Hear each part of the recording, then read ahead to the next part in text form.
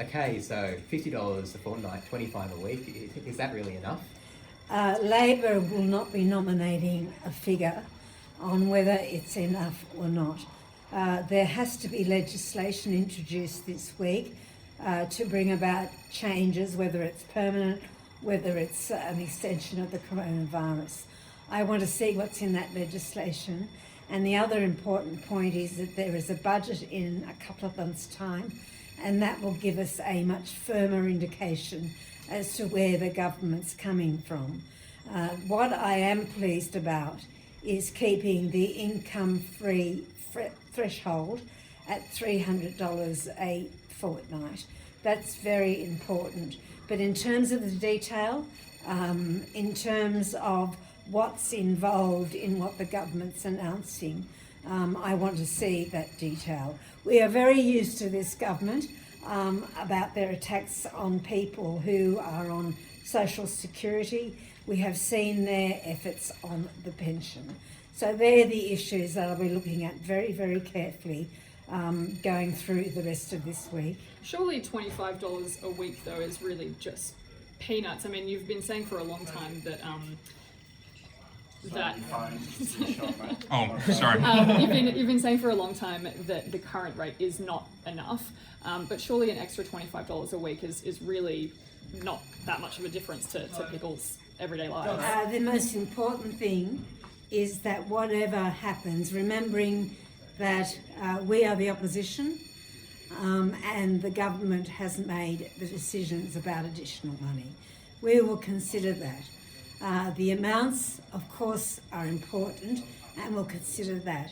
But it has to be done in the context of an incredibly complex social security system and also what supplements the government, if any that they've rolled into this. We just don't know that detail yet.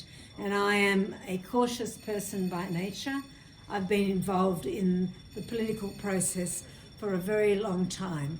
And I know that you comment when you have all the facts in front of you. And just on mutual obligations, there's kind of things going around saying that the government might increase the harshness of mutual obligations with this increase in the rate. What's your reaction to that?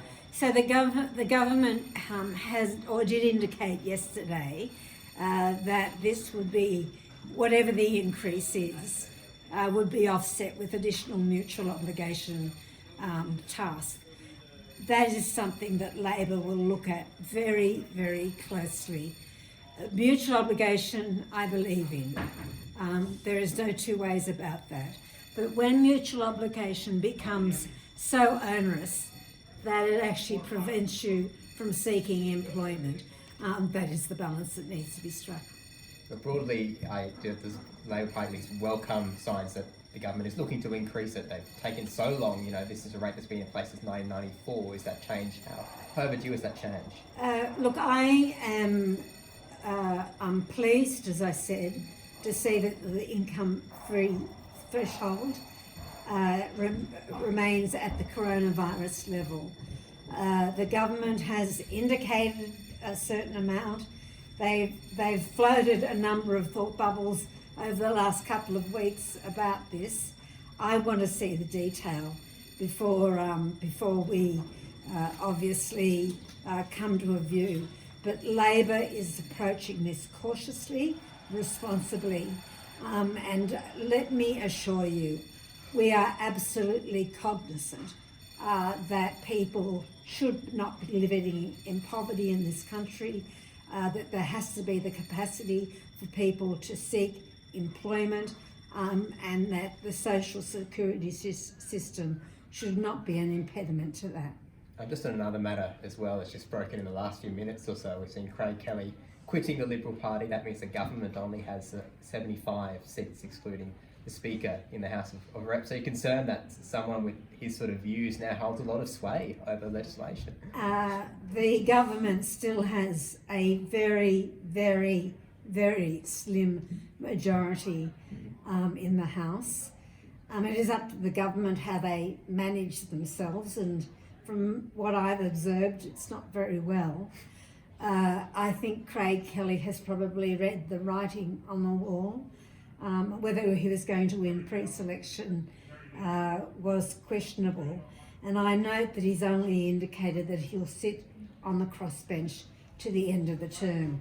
I think that's the question. What does he do after that?